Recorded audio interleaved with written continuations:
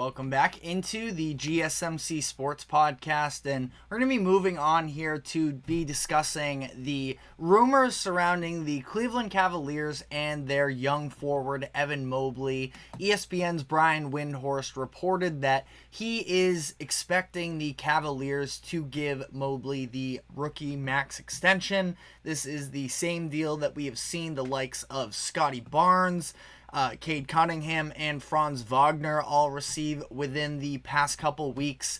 Now, it's interesting, especially considering the fact that for the Cavaliers during this negotiation process, we'll start there. Evan Mobley kind of has the high ground considering the fact that two players that were drafted after him in Scotty and Franz both already got this deal. And, Scotty Barnes was just an all-star this past year, granted as a replacement. But, Scotty, I think, has a very bright future, and I was all on board for that. Now, I did not like the Franz Wagner extension for the Orlando Magic, but just the fact that they decided to give it out at least is something that Mobley is going to have a very hard time, taking less than that.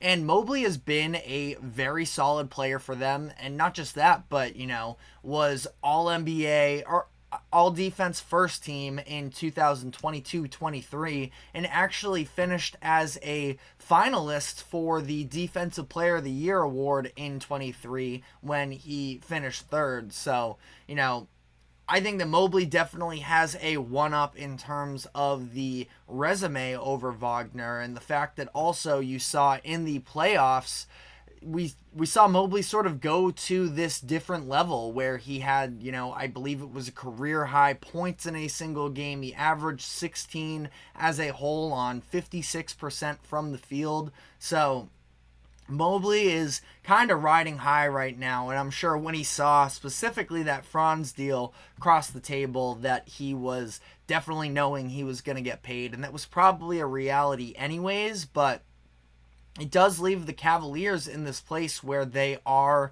a little bit vulnerable, because how are they going to convince him to take less money than his peers who have already gotten paid? And that sort of does bring us on to the conversation as to whether or not it is beneficial for the Cavaliers to wait this out. And we are still very new into this new collective bargaining agreement in terms of the way that, we have this hard cap. There's the luxury tax aprons as well. And it does make me think that there are a couple ways you look at this, because in the old NBA, without a doubt, we just saw it a few years ago, you want to call it, with DeAndre Ayton, when he entered restricted free agency for the first time in his career. And at that point, it was pretty messy between him and the Phoenix Suns. That was when, they were at the peak of their powers in terms of the Chris Paul and Devin Booker configuration of that roster, and they had just been coming off of a finals run, and there was definitely some discontent and some tension between Monty Williams and the Phoenix Suns versus DeAndre Ayton.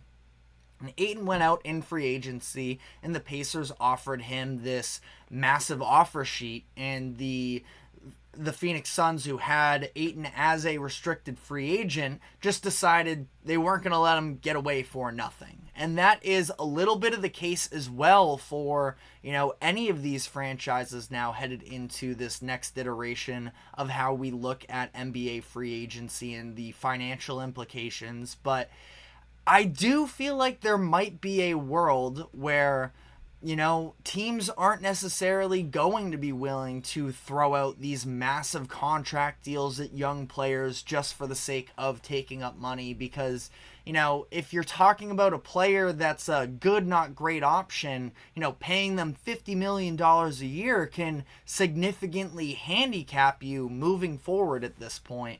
And, that being said, I think that Evan Mobley is definitely, close to that Scotty Barnes tier, I should say, in that I think that they can be, number two options on a really good championship contender, that they provide you a lot of versatility in terms of defense. And, Mobley's offense still has to develop a little bit more. That's been the main concern with him.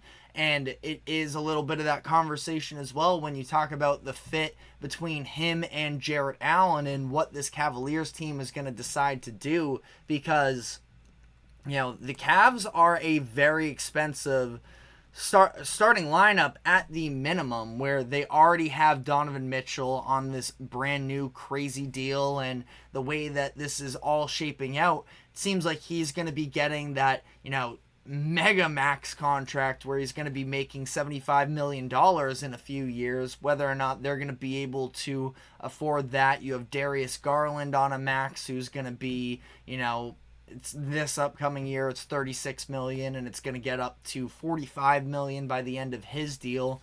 And then you're going to add on this 5-year, $225 million deal for Mobley. That is a ton of money to have invested in, your starting lineup alone. And especially one where you have questions about the fit with one another. And that is where I feel like we start to look at, and I've been, on board with the Cavaliers making a move that really since last summer I was calling for. I want them to make some type of a trade to break up that front court specifically is what I'm looking at, because I am a big believer in Evan Mobley, but I'm not sure he's ever going to be fully optimized offensively when he's alongside Jarrett Allen. And the fact that we have seen his developmental path be extremely rushed these past couple of years because of the fact that the Cavaliers went out and made this deal for Donovan Mitchell and immediately put themselves in the contenders conversation. So again, I think that Evan Mobley ultimately can be worth that money. Him and Scotty Barnes, Cade Cunningham to me was the no-brainer of the group. And I know that Cade, I'm talking about accolades and resumes, and Cade has been on the worst team in the NBA for multiple years now, and he missed basically the entire 2022-23 season with an injury. So it's not a perfect, a conversation, but I just believe in the talent of Cade, and I do believe in Scotty and Evan Mobley as well. But all in all here, I think that it is a pretty risky move, and it's not quite the same as an NFL situation when a quarterback hits the open market. There is going to be a team that overpays him. That's definitely possible in the NBA, but are teams going to pay more than that 5-year, $225 million deal? And it kind of feels like it's a situation where the Cavaliers and the Magic with their deal and the Raptors, they're just trying to make sure that they don't cause any amount of friction between them and their star player in terms of, getting off on a bad foot and making them unhappy, especially if you are in a situation like the Cavaliers where they're a very good team and they expect to, be in the realm of contention next year. But we saw Darius Garland as well frustrated with his role with the team. And, again, I think that overall the construction of this roster has what it takes to be in the conversation. I just, talent-wise, I just don't know if I see the fit. And all that to be said, it feels like the Cavs are just trying to play a little bit of defense here and make sure they don't upset a young player that they think they can build around in Evan Mobley. But there's also no guarantees as to what he'll become. And that's how I felt about the Franz Wagner deal as well, that you are looking at, players that there's a chance they couldn't be a top 3 offensive option on a championship team. Now, Mobley, I think, has higher upside defensively, that you can take that risk a little bit more, but it is sort of just an overall statement on the NBA as to, are teams actually playing this right? And I mentioned it before, the Houston Rockets have decided that they are going to be holding off on giving out contract extensions for both Jalen Green and Alperen Şengün, which is something that I like both of those players. I probably feel better about both of those players than Franz Wagner. I don't want to go definitively just yet.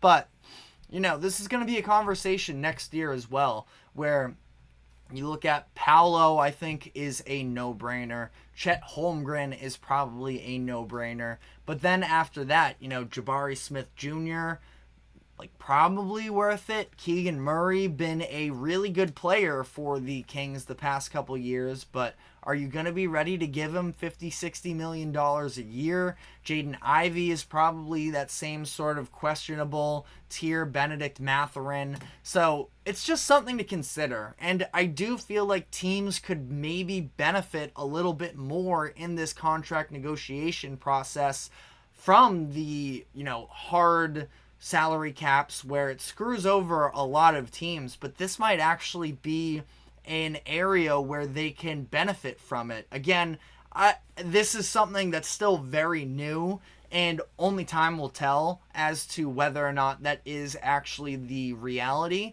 that teams can get away with sort of, banking on other teams not being willing to spend the same amount, but, we'll see.